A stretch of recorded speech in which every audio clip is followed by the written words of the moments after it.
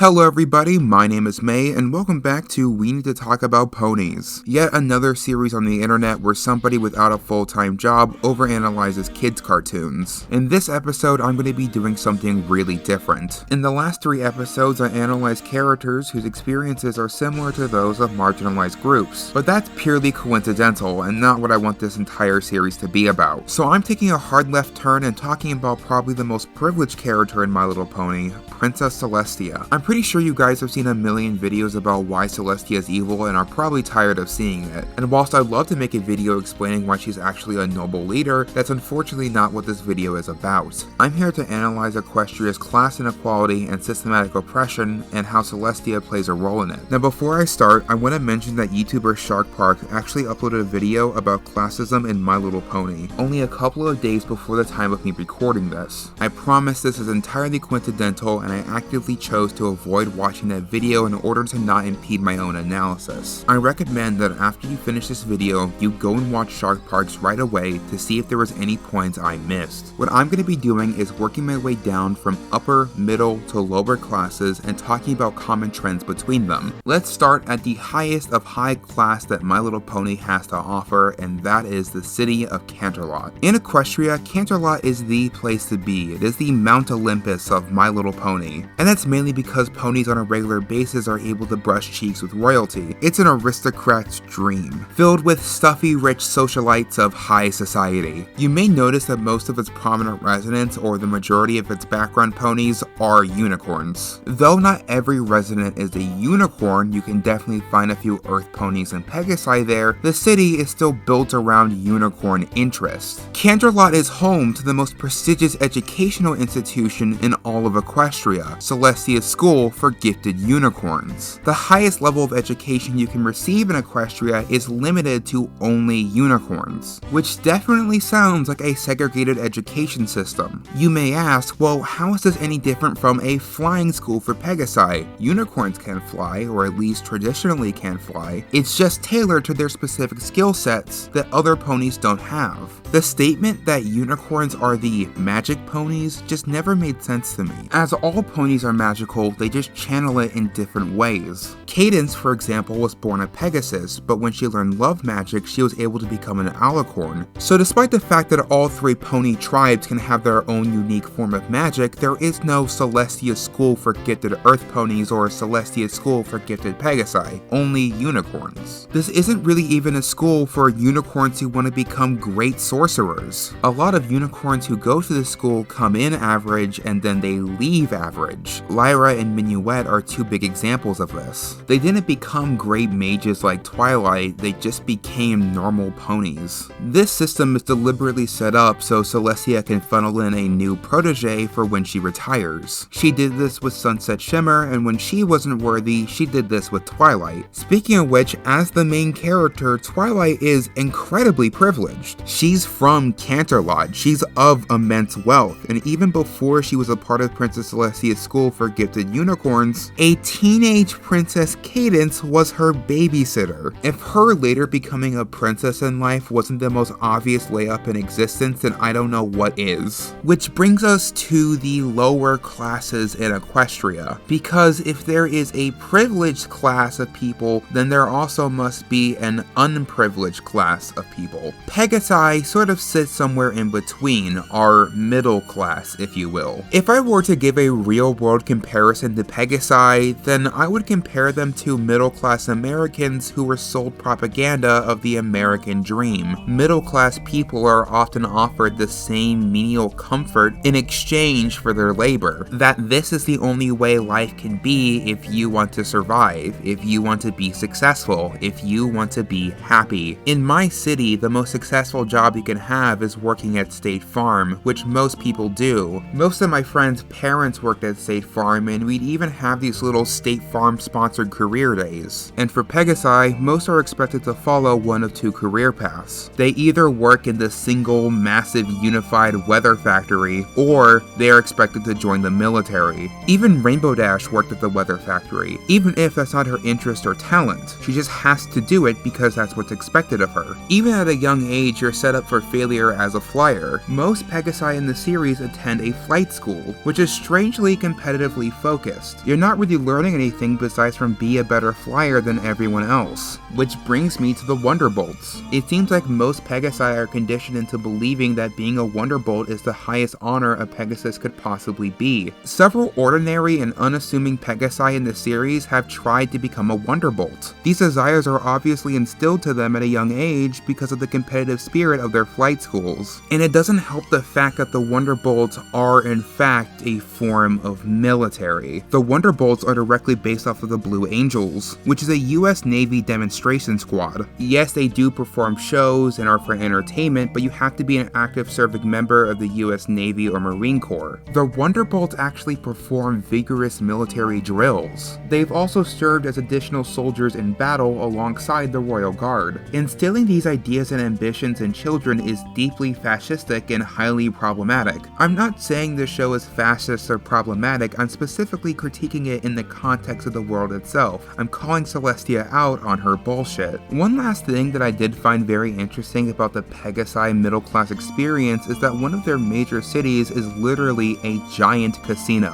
Finally, we have the class of ponies that is so low on the totem pole that they're literally placed next to dirt in their own name, the Earth Ponies. Earth Ponies are disproportionately farmers or service workers. The two main Earth Pony characters in the series are both from farm families. And whilst Pinkie Pie may not work on a farm, she still works in a food service industry. She's a baker at a local business also run by two Earth Ponies, and she is also a fast food busser on the side. If you take a look at the most poor or rural towns in My Little Pony, Appaloosa and Dodge Junction, they are entirely comprised of Earth Ponies. Systematically placing one group of people in one specific type of place for several generations is very similar to the trickle-down effects of redlining. They're basically forced to fend for themselves, left alone in relatively underdeveloped places. Sometimes they're stereotyped or literally looked down on. If you have a character in My Little Pony that is kind of hickish or not aristocratic enough, then 9 times out of 10 it is going to be an Earth Pony. And it's not their fault. They are so held down in society that it apparently took centuries for them to discover their own magic in G5. Their magic to control plants, by the way. Man, that would have been really helpful for Earth Ponies that work in agriculture. If only there was some kind of school that would help them learn their magical abilities that they apparently had this whole time.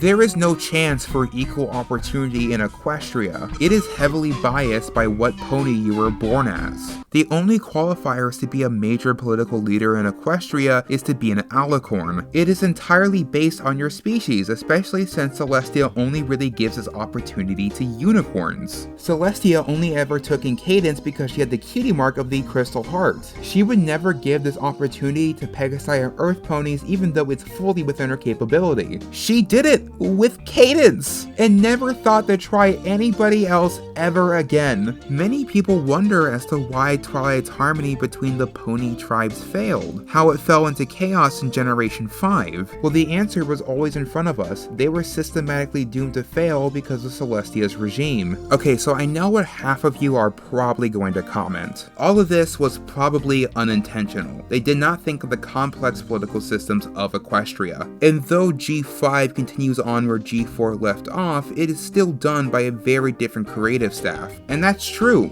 All of that is true. That's why this entire video is bullshit. Of course I don't believe in any of this. That would be crazy. The point is to figure out how all of this would make sense in universe. Imagine it like I was speaking from the point of view of a character from this show. And that's why I think this is such an exciting topic. You can really make your own interpretations I would like to hear in the comments below. Is Equestria a fascist dystopia or is it a harmonized utopia that we don't see the full picture of? And how much of it is Celestia's fault? Is it any of the other royals' fault? I would love to hear what you guys have to say. But that's all the time I have for today. Thank you for watching. I've been May and I'll see you next time.